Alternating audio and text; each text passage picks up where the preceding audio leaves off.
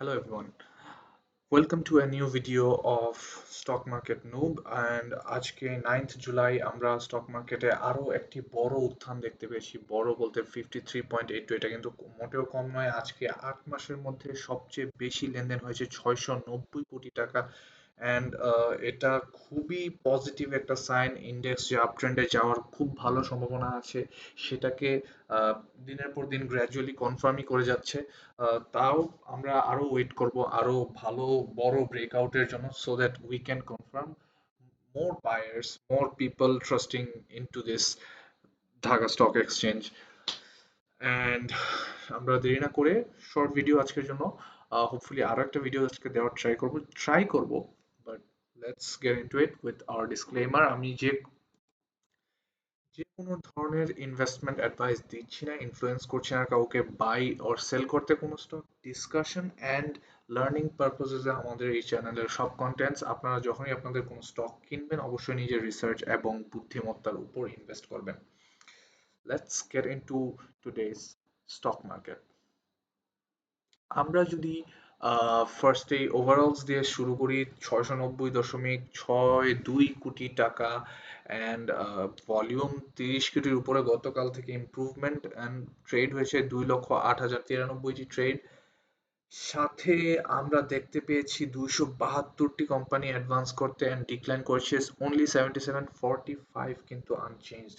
And again একটা ভালো improvement from the last day. অবশ্যই লাস্ট ডে আমরা অনেকগুলো কারেকশন দেখতে পেয়েছি, বাট তার সাথে আমরা বাজারে যে সক্রিয়তা অ্যান্ড ট্রাস্ট ফিরে পাচ্ছে লেনদেনের, সেটা কিন্তু খুবই ভালো একটা সাইন। অবশ্যই স্মার্ট মানি ঢুকছে অনেক, অ্যান্ড যেটা আমরা আগে নোটিস করছিলাম যে শুধু ব্যাংক গুলাকে পুশ করছে, কিন্তু মাঝখানে অনেকেরই অনেক স্টকের প্রাইস বাড়ছিল না। আজকে মোটামুটি অনেকগুলা সেক্টরই কভার করা হয়েছে। ইন্স্যুরেন্স সেক্টর একটু পিছিয়ে পড়েছিল ব্যাংকের দ্বারা ওভারশ্যাডোড হয়ে, এখন insurance, engineering, textile, pharmaceuticals, even fuel and পাওয়ারেও দেখা গিয়েছে আহ, ভালো গেইনিং। অ্যান্ড লাইফ ইন্স্যুরেন্স সেক্টরও মোটামুটি অনেকটা ঘুরে দাঁড়িয়েছে। অনেকগুলো লাইফ ইন্স্যুরেন্সকে আমরা আজকে বাড়তে দেখেছি। সেটা নিয়ে আজকে আমরা ডিসকাস করব, কেন আমরা লাইফ ইন্স্যুরেন্স নিয়ে রিসেন্টলি এত কথা বলছি। চলুন আমরা একটু আমাদের স্টক এক্সচেঞ্জের যেই ব্রড ইন্ডেক্স, সেটা দেখে আসি। আমরা চ্যানেলটা আগেই ড্র করে রাখছিলাম, অ্যান্ড চ্যানেল আমরা বলেছিলাম, মেনশন করেছিলাম যে চ্যানেল হয়তো বা আমরা অত একটা আর ফলো করবো না, সিন্স এটা ব্রেকআউট দিয়ে বের হয়ে গিয়েছে। আজকে যদি আমরা বাজারের ওভারঅলস দেখতে পাই, খুবই সুন্দর এই দুইটা ক্যান্ডেলের মতো এটাও খুবই সুন্দর একটা ক্যান্ডেল, অ্যান্ড তারই সাথে similar shape and just longer candles, এটা ইন্ডিকেশন দিচ্ছে যে সামনে আরো বড় ক্যান্ডেলস হয়তো বা আমরা দেখতে পাবো, probably with a bigger volume. And কারেকশনের সুযোগ তো সামনে থাকতেই পারে, অ্যান্ড থাকাটাই স্বাভাবিক। আমরা যদি আমাদের আওয়ারলি বেসিসে দেখি, আজকে কোনোভাবেই বাজারকে থামিয়ে রাখা যাচ্ছিল না। আহ, অনেক বেশি ইমপ্রুভমেন্ট আমরা দেখতে পেয়েছি খুব কম সময়ের মধ্যে, and which is a very good sign. Hourly বেসিসে যদি আমরা দেখি, সকাল মোটামুটি 10টা নাগাদ যে একটা উত্থান আমরা দেখতেছি, বিশাল উত্থান। এরপরে কিছু কারেকশন 11টা থেকে 12টার মধ্যে, এরপরে আবারও বাড়লো, দেন ফাইনালি কমে একটা পয়েন্টে আজকে ইন্ডেক্স শেষ করেছে। অ্যান্ড যদি আমরা ভালো মতো খেয়াল করি, এই যে লাইন, যে এরো লাইন আমরা আগে ড্র করেছি, সেই লাইন ধরেই কিন্তু আগাচ্ছে। এক সময় জিনিসটা যখন পৌঁছাবে, এই ছোট যে একটা রেজিস্ট্যান্স আছে, সেটাকেও আমরা পার্সু করব। বাট আমাদের বিগার গোল রাইট নাও হচ্ছে যে 5,100 থেকে 5,200 লেভেলের যেই রেজিস্ট্যান্স জোন আছে, সেটাকে পার্সু করা and সেটাকে ব্রেক করা। অ্যাট দিস মোমেন্ট সবচেয়ে বড় ব্যারিয়ার এটাই হবে যে যেই হারে বাজার এখন বেড়ে যাচ্ছে, আই ডোন্ট থিঙ্ক 5,100 আগে খুব একটা বেশি কারেকশন করবে। 5,100 জোনে কিছুটা হয়তোবা কারেকশন দেখা যেতে পারে, কিন্তু এরকম ভলিউম যদি আমরা কন্টিনিউ করি, 5,100 থেকে 200 এগুলা পার করতে খুব বেশি সময় লাগবে না বলে আশা করা যায় অফকোর্স। আজকে 50 পয়েন্টসের মতো যখন হয়ে যায় উত্থান, তখনই আমাদের মনে আশা জাগে যে অ্যাটলিস্ট 5100 পার করতে খুব একটা সময় লাগবে না। 5035 এই লেভেলটায় যদিও একটু বাধাগ্রস্ত হয়েছে, আশা করছি এটা খুব একটা প্রবলেম হবে না, কারণ যে পরিমাণ ভলিউম আমরা এখন দেখছি এটা একটা বেসিক রুল ব্রেকআউটের, যে আমরা যখনই কোনো বড় ভলিউমের দিকে যাব একটা ব্রেকআউট দেখার চান্সেস আর ভেরি হাই, সেটা স্টকের ক্ষেত্রেও আর ইন্ডেক্সের ক্ষেত্রেও। আমরা আজকে একটু টপ গেইনার্স এর সেকশন দেখে নিচ্ছি।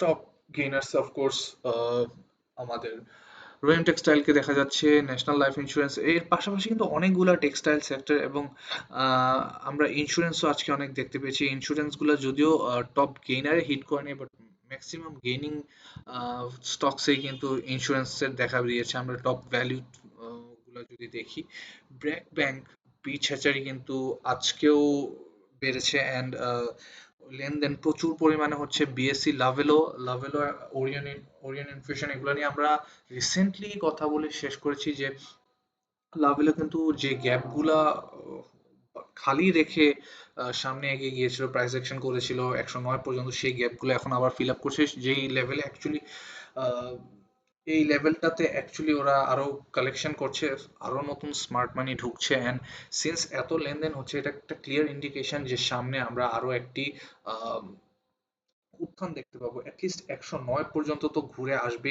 বলে আশা রাখা যায়। আর অনিয়ন ইনফিউশন নিয়ে রিসেন্টলি অনেক লেনদেন হচ্ছে, অনেক বেশি কালেকশন যে হচ্ছে, সেটাও বোঝা যায় অনিয়ন ইনফিউশনে খুব জলদি একটা মুভমেন্টে যাবে বলে আমরা আশা করছি, অ্যান্ড সেটা নিয়ে আমরা অ্যানালাইজ খুব সুন করব। আজকে আমরা শর্ট রাখতেছি ভিডিও, সো দ্যাট আমরা আরো একটি ভিডিও করার সময় পাই স্টক স্পেসিফিক, সো দ্যাট আপনাদের কিছু স্টক যেগুলো নিয়ে কথাবার্তা রিসেন্টলি আমরা বলছিলাম, সেটা নিয়ে যেন কাজ করা যায়।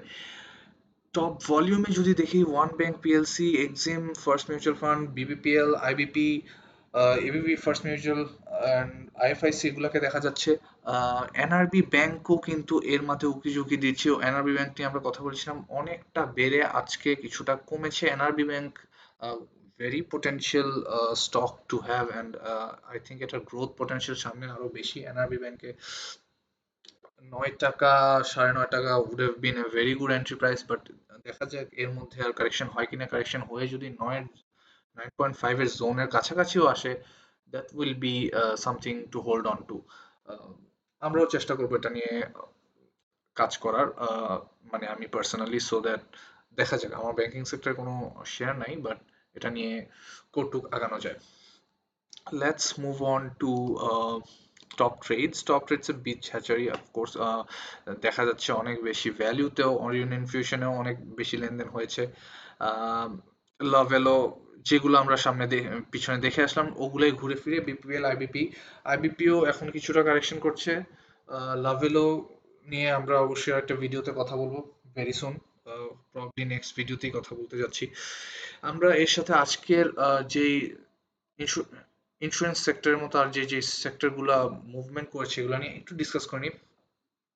ইন্স্যুরেন্স সেক্টর কিন্তু তার যে একটা রেজিস্ট্যান্স আছে 31 এর দিকে, সেইটাকে বারবার চেজ করার চেষ্টা করছে। আজকে বেশ ভলিউম হয়েছে, অ্যান্ড বলা যায় অনেকটা বেড়েছেও। 31.6 থেকে 66 এ আছে, বাট 32 থেকে রিজেক্ট হয়ে এসেছে। সামনে যদি ভলিউম আরো বাড়ে তাহলে অবশ্যই আমরা ইন্স্যুরেন্স সেক্টরে একটা ভালো মুভমেন্ট দেখতে পাবো।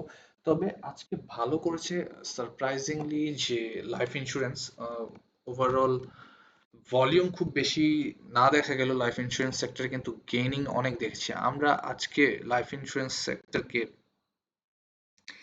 এই যে 51 এ যে একটা রেজিস্ট্যান্স, স্মল রেজিস্ট্যান্স যদিও, ওটাকে ফেস করছিল, সেটা কিন্তু ভেঙে উপরে এসেছে, অ্যান্ড এখন 54 এর যে স্ট্রং রেজিস্ট্যান্স আছে একটা, সেটা আমরা একটু মার্ক করে রাখি ফর ফিউচার রেফারেন্সেস।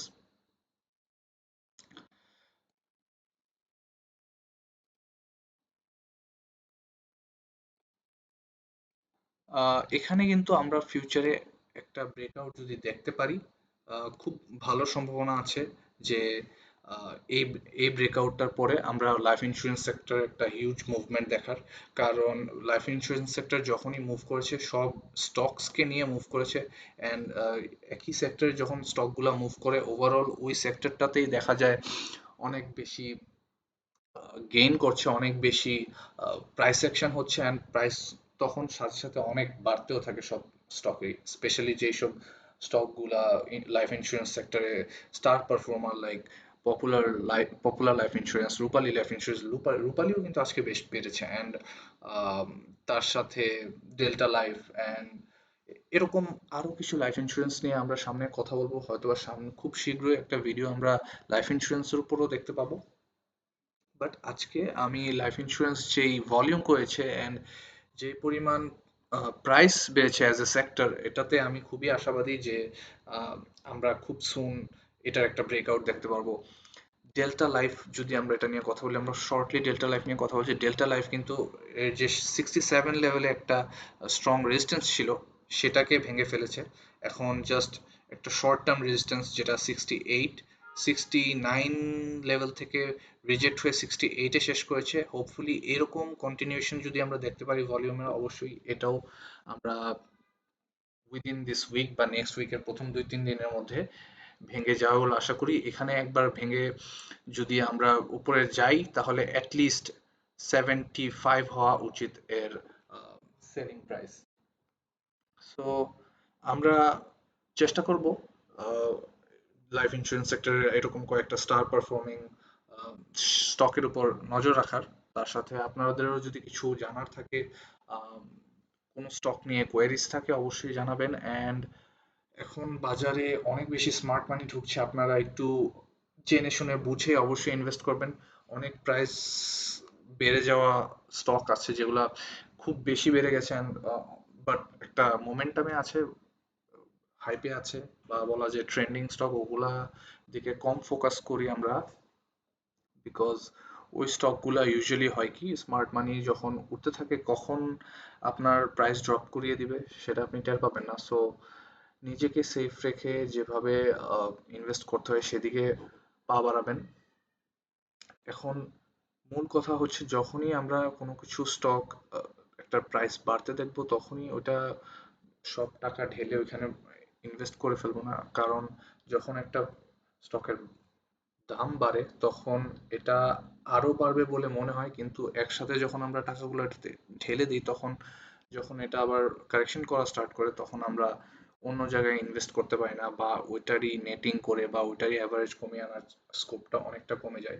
অবশ্যই অপেক্ষা করবেন একটা স্টক যখন তার একদম রেজিস্ট্যান্স লেভেলে আছে সেখানে না কিনে একটা স্টক যখন হাইপে থাকে অ্যান্ড প্রাইস একদম উপরের দিকে থাকে ওই সময়টায় না কিনে যখন কালেকশন করে তখন 10% 20% যতই কমে পান তখন কিনলে কিন্তু আপনার স্টকটা আপনি একটা ডিসকাউন্ট রেটে পাচ্ছেন। সেই সাপোর্ট লেভেলে বা 10-20% ডিসকাউন্ট লেভেলে যখন আপনি একটা প্রাইস পাচ্ছেন একটা স্টকের, তখন কিন্তু আপনি পরে গিয়ে যতই বাড়ুক একটা টাইমে গিয়ে তো বাড়বে, সেই টাইমে যখন সেল করবেন তখন কিন্তু আপনার প্রফিটটা আরো ম্যাক্সিমাইজ হচ্ছে।